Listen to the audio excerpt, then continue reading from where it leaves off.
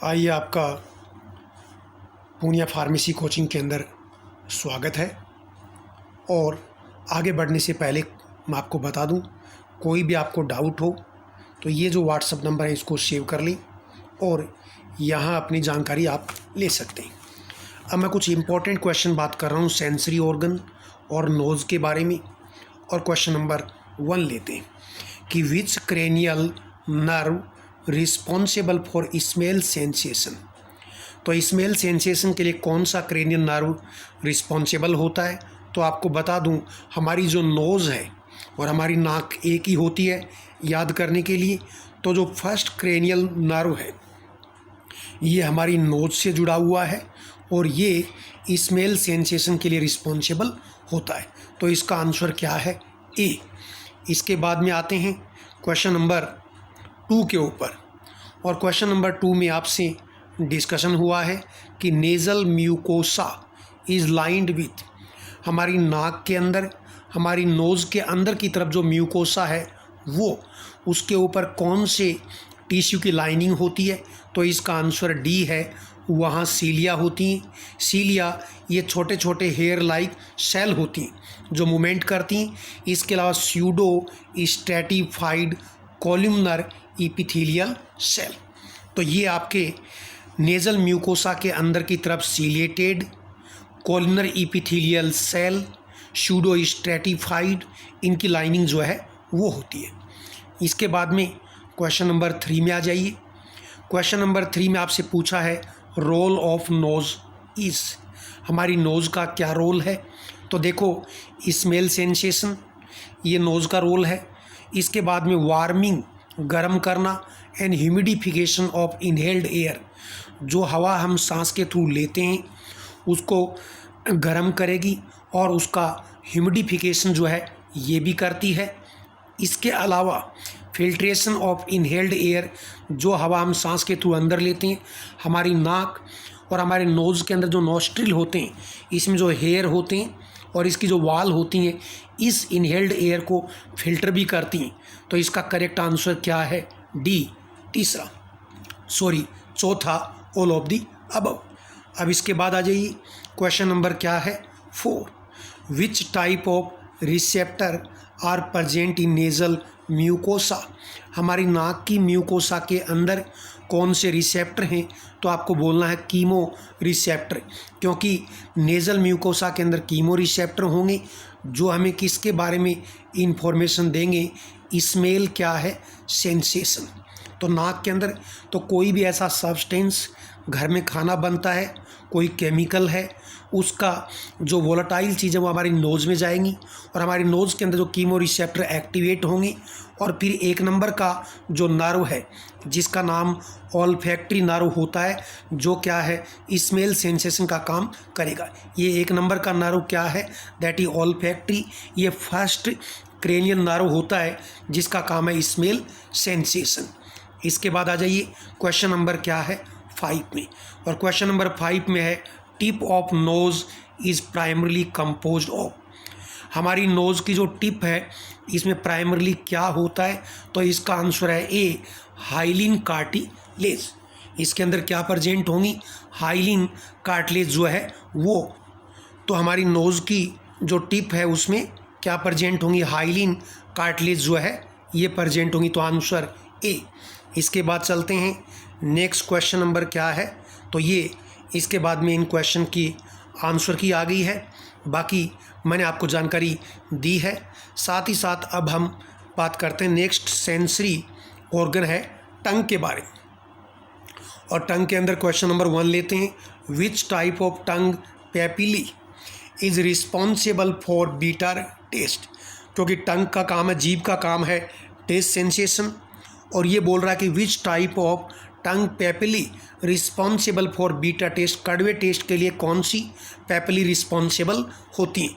तो इसका आंसर आपका जो है ये आएगा सी, सर्कमवेलेट पेपिले।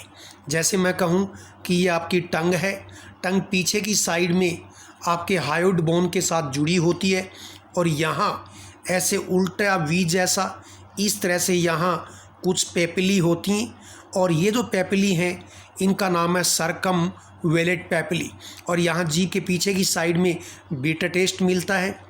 जीभ का जो टिप होता है और जीभ का ये टिप है, यहाँ जो पैपिली प्रेजेंट होती हैं उनका नाम होता है फंगीफॉर्म, और पूरी जीभ के अंदर मोस्टली टंग के ऊपर जो पैपिली होती है उनका नाम क्या है, फीलीफॉर्म। तो यहाँ जो क्वेश्चन आपसे पूछा गया है कि बीटा टेस्ट किसकी वजह से होगा, तो पीछे की साइड में जो बैक साइड में है सर्कमवलेट पैपिली, इनकी वजह से हमें बीटा टेस्ट जो है उसका सेंसेशन होता है।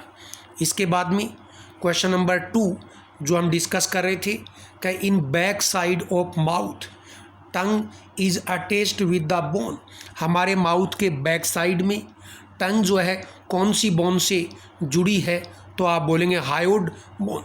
और ये हायोड बोन ऐसे यू शेप की बोन होती है, और ये एक ऐसी बोन है हमारी बॉडी में जो किसी दूसरी बोन के साथ में नहीं जुड़ी हुई है। तो आंसर है इसका ए। अब इसके बाद बात करते हैं क्वेश्चन नंबर 3, और क्वेश्चन नंबर 3 में आपसे पूछा है कि tongue is a type of, tongue क्या है, टाइप ऑफ वॉलेंट्री मसल, इसका आंसर करना है। वॉलेंट्री का मतलब है इच्छित, ये इच्छित मसल है, और कहते हैं जीभ के ऊपर काबू होना चाहिए, तो टंग से हम अपनी इच्छा के अकॉर्डिंग मूवमेंट जो कराते हैं इट ये वॉलेंट्री मसल। जबकि आपकी कार्डियक मसल जो हार्ट आपका ऑटोमेटिकली, ये सिर्फ हार्ट में होंगी, और हार्ट आपका ऑटोमेटिकली वर्क करता है, तो ये कार्डियक मसल कैसी होती हैं, इनवॉलेंट्री होती हैं। तो ये आपके आंसर नहीं है, तो चौथा भी नहीं हो सकता, तो आंसर इसका क्या है, ए। और याद रखना जो हमारी टंग है इसके अंदर स्मूथ मसल भी मिलती हैं, और इसके अंदर स्केलेटल मसल जो है वो भी, स्केलेटल मसल फाइबर भी मिलते हैं, और स्मूथ मसल फाइबर दोनों ही इसके अंदर पाए जाते हैं। और ये टंग कैसी है, इच्छित मसल है, वॉलेंट्री मसल है। इसके बाद में क्वेश्चन नंबर क्या है, 4। क्वेश्चन नंबर 4 में आपसे पूछा largest size of papillae present on tongue, तो हमारी जो टंग है, और मैंने आपको बताया पीछे की साइड में ऐसे उल्टे वी में, और यहाँ इस शेप की यहाँ पैपिली होती हैं जिनको बोलते हैं कौन, सर्कमवेलेट। आप ऐसे याद करना, पीछे की साइड में ऐसा वी है और वी जैसा ही सी होता है सर्कम, बस आपको शुरुआत का लेटर याद आए, बाकी स्पेलिंग सब लिखी हुई आएंगी, तो ये इसका करेक्ट आंसर है। तो टंग के पीछे की साइड में सर्कमवेलेट पैपिली होती हैं जो बीटा टेस्ट का एहसास करवाती हैं, और इनकी साइज़ क्या है, साइज में सबसे बड़ी होती हैं, साइज में सबसे बड़ी होती हैं। और पूरी टंग के ऊपर सबसे ज़्यादा जो पैपिली हैं वो कौन सी होती हैं, फीलीफॉर्म। ऐसे याद रखना कि पूरी जीभ जो है वो भरी हुई रहती, फिल रहती है, तो फीलीफॉर्म पैपिली ये सबसे संख्या में ज़्यादा होती हैं। लेकिन यहाँ क्वेश्चन है साइज़ किसकी ज़्यादा है, तो साइज़ सर्कमवेलेट पैपिली, इनकी साइज़ सबसे ज़्यादा और संख्या में सबसे कम होती हैं, ये करीब 8 से लेके 12 की संख्या में ही होती हैं। इसके बाद में नेक्स्ट क्वेश्चन, और मैं आपको बार बार बोलता हूँ कि किसी भी तरह का आपको कोई डाउट है, कोई जानकारी चाहिए, तो इस नंबर पे व्हाट्सअप करके आप वो जानकारी ले सकते हैं। अब इसके बाद में क्वेश्चन नंबर 5 में आए। क्वेश्चन नंबर 5 में है टंग is attached, tongue is attached जुड़ी हुई है with the floor of mouth by the, तो ये आपकी जीभ है, और जीभ जो है आप जब ऊंची करते हैं तो नीचे की साइड में आपके माउथ के फ्लोर के साथ में जुड़ी हुई है। तो ये ऊपर से दिखा रहा हूँ, ये टंग ऊपर का हिस्सा, और नीचे की साइड में जब जीभ को ऊपर आप मोड़ते हैं तो आप क्या देखते हैं, नीचे की तरफ ये जुड़ी है आपके माउथ के फ्लोर, और जीभ के नीचे एक कैविटी है सबलिंगल, तो नीचे की तरफ ये जुड़ी हुई है। ये किससे जुड़ी हुई है, तो इसको बोलते हैं फर्नूलम। ये रहा आपका फर्नूलम। तो आपकी टंग आपके माउथ के फ्लोर के साथ में, फर्नूलम के साथ में क्या है, अटैच्ड जो है वो रहती है। इसके बाद में आ जाइए, क्वेश्चन नंबर क्या है, 6 में आइए। क्वेश्चन नंबर 6 में आपसे पूछा है which of the given is note the function of tongue, कि हमारे जीभ का कौन सा फंक्शन नोट नहीं है। तो देखो टेस्ट सेंसेशन, ये तो जीभ का मेन काम है, टेस्ट का अनुभव करवाना। दूसरा खाने को चीविंग, चबाने में, और स्वेलोइंग ऑफ फूड, खाने को चबाने और निगलने में भी हेल्प करती है, ये भी ठीक है। इसके अलावा फिर देखता हूँ स्मेल सेंसेशन, ये काम टंग नहीं करती क्योंकि ये काम नाक का होता है स्मेल सेंसेशन।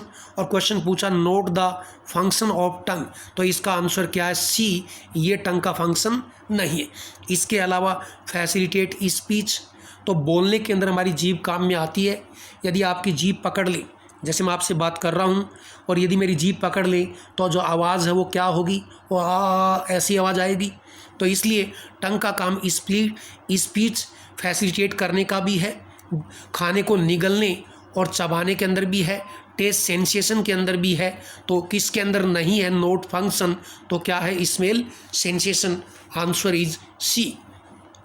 आगे चलिए, क्वेश्चन नंबर क्या है 7, और पूछा आपसे मोस्ट न्यूमरस पेपिllae ऑन टंग, यानी टंग के ऊपर सबसे ज़्यादा पेपिllae कौन सी होती हैं। तो मैंने कहा था पूरी टंग के ऊपर भरी हुई रहती, और भरी हुई रहती, टंग भरी हुई है इसलिए क्या है फीलीफॉर्म पेपिllae, ये संख्या में सबसे ज़्यादा होती हैं और इनके अंदर कोई टेस्ट बड नहीं होती। दो क्वेश्चन है कि न्यूमरस पेपिllae सबसे ज़्यादा पेपिllae कौन सी होती हैं, फीलीफॉर्म पूरी टंग के ऊपर भरी हुई, इनके अंदर कोई टेस्ट बड नहीं होती, ये हमें कोई टेस्ट का सेंसेशन नहीं देती, सिर्फ क्या देती, जीभ के ऊपर कोई भी चीज़ टच होती है तो ओनली ये हमें टच सेंसेशन जो है वो प्रोवाइड करती। और पीछे की साइड मैंने आपको बताया था साइज़ में बड़ी और करीब 8 से 12 ये कौन सी होती हैं, ऐसे करके घूम के है तो ये सर्कमवेलेट पेपिllae जो है वो साइज़ में बड़ी होती हैं और संख्या में सबसे कम, और फीलीफॉर्म जो है संख्या में सबसे ज़्यादा और न्यूमरस होती हैं, और ये सिर्फ टच सेंसेशन के बारे में ही आपको बताएंगी।